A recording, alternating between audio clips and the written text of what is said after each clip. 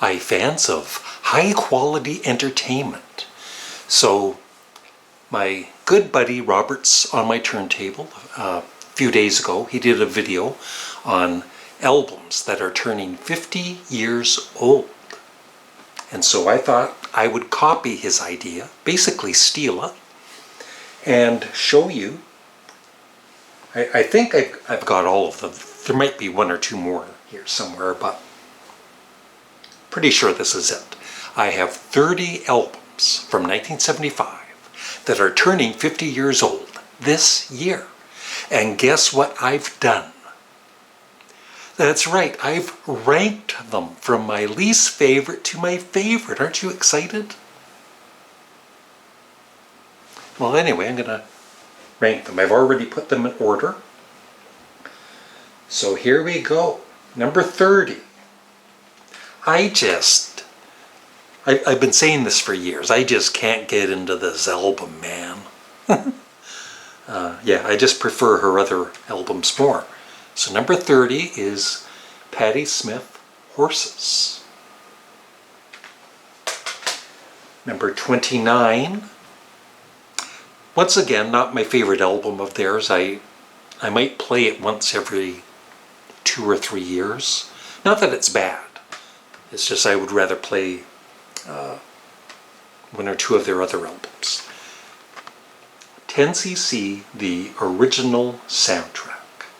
Or as it says on the spine, the original soundtrack. Anyway, they spelled it wrong.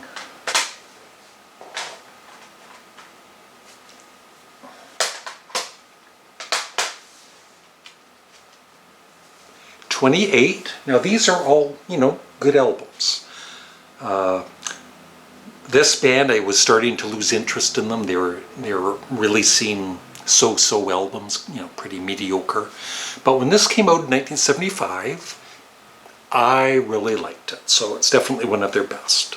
It's Black Oak, Arkansas, X-rated.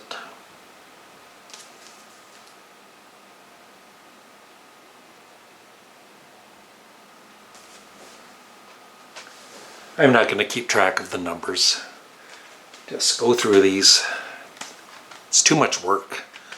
So the next one is, I just need to listen to this one more, but I do prefer their earlier albums, but their later ones are still good. So, Can Land It. And then Queen, A Night at the Opera, which I know a lot of you would have ranked higher, but I don't know, I rarely play this, even though, like I said, it's a very good album. Same with this one. But I've played it, through the years, I've played it many, many times. Pink Floyd, Wish You Were Here. And so when I'm ranking these, as always, I'm not saying one is better than the other. It's just my personal favorites of, what I would want to listen to. This one I really like. Neil Young, Tonight's the Night. Of course, part of the Ditch trilogy. Really upbeat, fun songs. Not. Yeah, next, Kraftwerk, Radioactivity. I play this a few times every year. It's good. And this one I play once or twice a year. The Eric Burdon Band, Sun Secrets. Also has the album Stop, but Sun Secrets is my go-to. Excellent. The debut album of The Tubes. Love it. My favorite Tubes album. And I bought that back in 1975, so it's going to be 50 years old. I'm old. Now, this band was recently gifted to me by a viewer, thank you again, and I have been listening, and I really do like it. I just need to listen to it more. I'm not even going to attempt to say the name because somebody's always saying, no, you say it like this. You say it any way you want. But yeah, this is kind of like a cross between Can Craftwork. Yeah, Canon Craftwork. And it's 75. It's the 75. That's what it's called. Oh, we're getting into the good stuff. Next up, Nectar Recycled. Look at that artwork. Isn't that just cool? You can tell just by the cover that is a prog album. It's not bluegrass. And then Hawkwind, Warrior on the Edge of Time, my favorite Hawkwind album.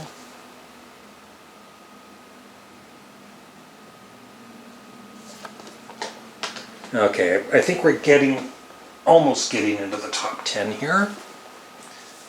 1, 2, 3, 4, 5, 6, 7, 8, 9, 10, 12. So number 12. I should play this more than I do, because every time I play it, I love it.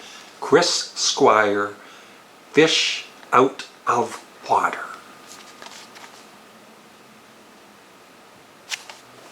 Number 11. Love this album. Young Americans, David Bowie. All right, number 10. All of these are 10 out of 10 albums. The Sensational Alex Harvey Band. Yep, bought that in 1975. The Impossible Dream.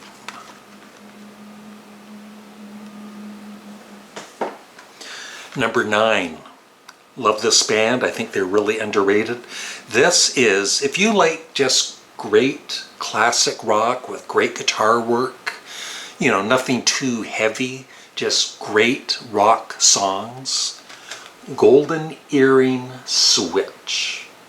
It might take, 2 or 3 listens to appreciate it totally, but it's well worth checking out. Number 8. I bought this in 1975 and I became a fan. I'd never heard his music before buying this on vinyl. I had to fix the booklet here. Frank Zappa, One Size Fits All. On your feet or on your knees. Blue Oyster Cult.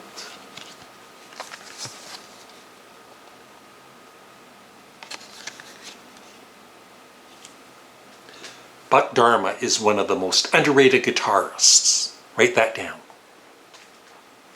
Okay, 1, 2, 3, 4, 5. So number 5 is a box set from my bedroom closet where I keep a lot of my box sets. I think this is an underrated album. It is. Venus and Mars. That's right, Wings. Paul McCartney. Linda McCartney. Excellent. Underrated. Oh, I wanted to also mention there was a postal strike here, at least in Ontario, I think all of Canada, and I just received this today.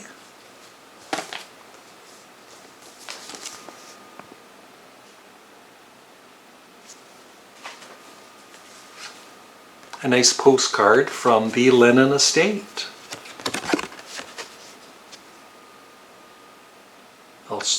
If you want to read that, just pause the video.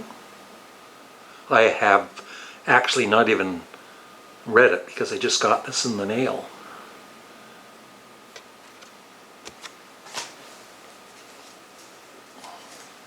Got these things here. They're stickers.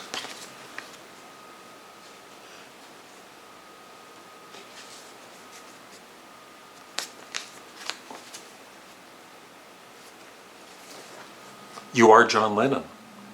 You are dreaming. I hope I'm dreaming. I want to be myself as much as I want to be John Lennon. Oh, and then there's a barcode thing, which I can't show you here, for the Super Deluxe, no, it's a download streaming, yeah. And 5.1 surround, which I don't have or anything, but very cool. And then a couple more postcards.